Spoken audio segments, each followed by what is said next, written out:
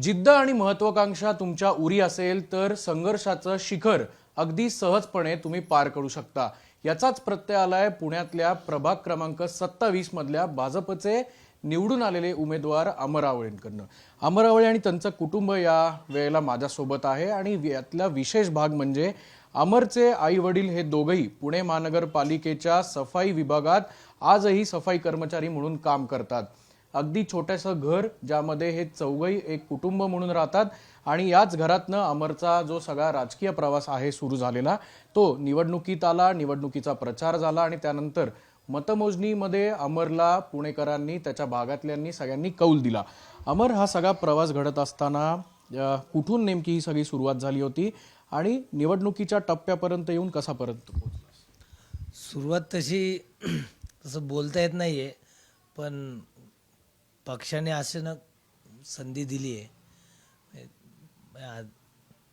आभार खरं तर आदरणीय देवेंद्रजी फडणवीस साहेब असतील, चंद्रकांत दादा असतील, मुरलीधर अण्णा असतील, माधुरीताई असतील, हेमंत भाऊ असतील, माझे मार्गदर्शक धीरज घाटे असतील, तर यांच्यामुळं ही मला संधी मिळाली। त्यांनी जो दाखवलेला विश्वास आहे तर याच्याप्रती आणि माझ्या प्रभागातील मायबाप जनतेने मला जो भरभरून प्रतिसाद दिलाय, मतदान करून मला विजयी केले, सतशा पहिलं मी त्यांचा आभार मानेल। अमर, तुला जेव्हा उमेदवारी मिळाली तेव्हा अगदी स्थानिकांपासून ते अनेक ठिकाणपर्यंत अशा विविध चर्चा उलगडल्या होत्या, विविध चर्चा झाल्या की शहराध्यक्षांसोबत फिरणारा एक तरुण आहे आणि त्यालाच हे तिकीट दिलं जातं। या सगळ्या टीकेला आव्हान कसं होतं? म्हणजे मी फिरणारा असलो तरी मी काम करणार आहे। मी गेली 3 ते 4 टर्म धीरजींसोबत काम करतोय। म्हणजे इलेक्शन कशी लढवायची, प्रभागात प्रत्येक त्यांच्यासोबत म्हणजे सामाजिक असेल, इतर उपक्रम असेल, या सगळ्यांमध्ये माझा सहभाग होता। आणि मी पक्षाचा पदाधिकारी आहे, भारतीय जनता पार्टीचा कसबा मतदारसंघाचा युवा मोर्चाचा उपाध्यक्ष होतो, आत्ता पुणे शहर युवा मोर्चाचा उपाध्यक्ष आहे, प्रभागाच्या बॉडीवर होतो।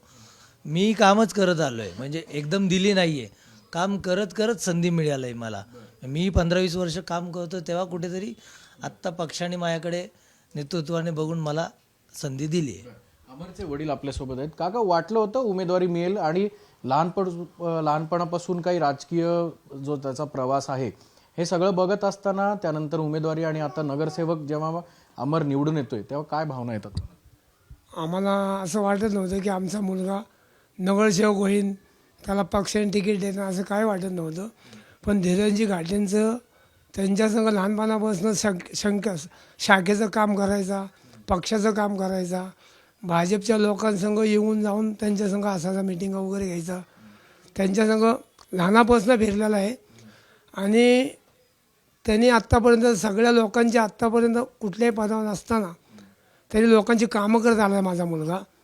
कुणाची शाळेची कामं, कुणाची आजाराची कामं, कुणाची दवाखान्याची, कुणाची घराची, काही शिक्षणापासून यांनी मुलांची कामं करत आलेला आहे।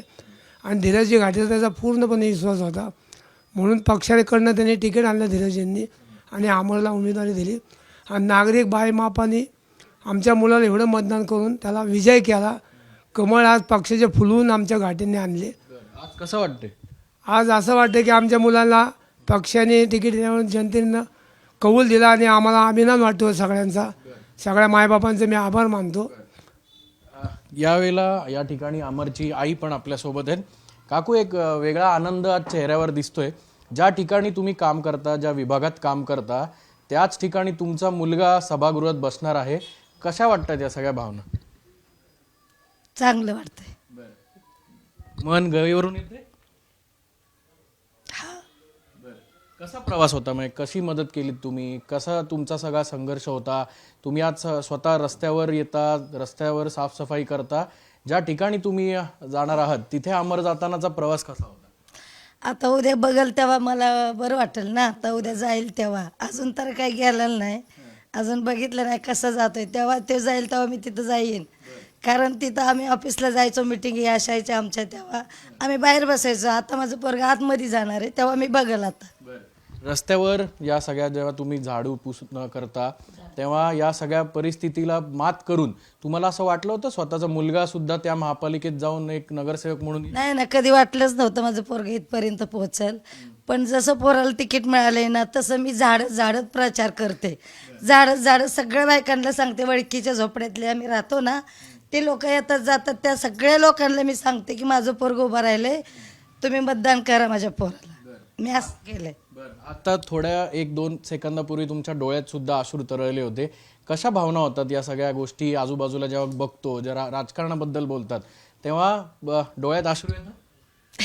येत मनानेच येतं, काय सांगायला लागत नाही. मनानेच येतं. लय हालात दिवस काढलेले आहे. त्यामुळे माझं पोरगं बी लय गुन्हे आहे. त्यामुळं माझ्या पोराला उचलून धरले. अख्खी नागरिक लोकांना पाहिजे, माझा अमर पाहिजे सगळ्यांना. आम्हाला कोण नाही पाहिजे, फक्त अमर. कसे होते जुने दिवस, कसे होते? थोडे खूप जुने दिवस होते, पण ते काढले ना तर तुम्हाला पण रडा येईल म्हणून मी सांगू वाटत नाही. पार धुणं भांडे, अख्ख्या चाळीचे धुणं भांडे मी केलेत. 5 वाजल्यापासून अख्खी चाळ आम्ही तिथं राहायचो, आमच्या नंदच्या इथं. तिथं आम्हाला घर नव्हतं, आमच्या नंदच्या इथं राहिलो. तिथनं मग आमच्या सासऱ्यांनी 5,000चं घर झोपड्यात घेऊन दिलं. 5,000चं घर घेऊन दिलं. मग त्याच्यावर आम्ही असं बांधलं, छोटंसं होतं, मग असं बांधलं भिंतीचं. आम्ही काम करत मला छोटंसं, ते पण छोटंसंच होतं. त्याच्यावर माळा काढला. मग आम्ही 5 जण, माझी 2 पोरी आणि आम्ही 2 नवरा बायको तिथं राहिलो. तिथनं मी अजून बी चितळ्यांच्यात काम करते, गुळवण्यांच्यात काम करते, मी अजून बी काम करते. ती कामं करत मग माझा नवरा इष्टूचा धंदा करायचे. सायकलची पंक्चरे काढायचे. पंक्चरे काढत त्यांच्या डोळ्यात पंक्चरचा स्पोक असतो ना, ते तार, ती गेली. त्यांचा डोळा आदू झाला. त्यांचं ऑपरेशन केलं ते इथं गांधी हॉस्पिटलला. तेव्हा आमच्याकडे पैसे सुद्धा नव्हते. असं करत इथपर्यंत पोचलोय. आता जेव्हा गुलाल विजयाचा घेऊन आले होते कार्यकर्ते, अमरचे मित्र सगळे, तेव्हा छान वाटलं असेल? छान वाटलं नाही, असं वाटलं काय करून काय नाही, असं झालं मला. तेवढ्यात मी सावरलं आणि गुलाल खेळत बसलो.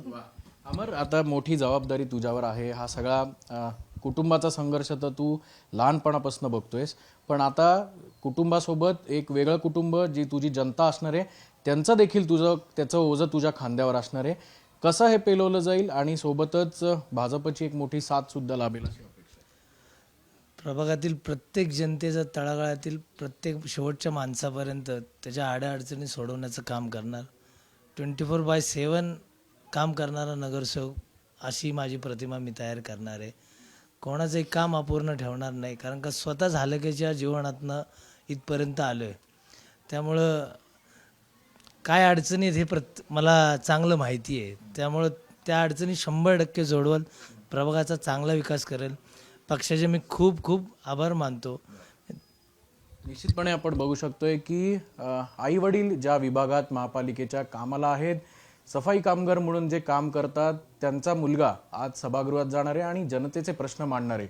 त्यामुळे तळागाळातल्या कार्यकर्ता जेव्हा नगरसेवक होतो तेव्हा एक वेगळंच वातावरण आपल्याला नेहमीच पाहायला मिळतं. त्यामुळे संघर्ष आणि जिद्द हे दोन्ही एक वेगळे टोकं जरी असले तरी तुमच्या महत्वाकांक्षा, तुमची अंगातली ताकद आणि एक वेगळं स्पिरिट जर असेल तर तुम्ही कुठलंही शिखर सहज पार पडू शकता. हे अमर आवळे याच्या उदाहरणातनं स्पष्ट झालंय.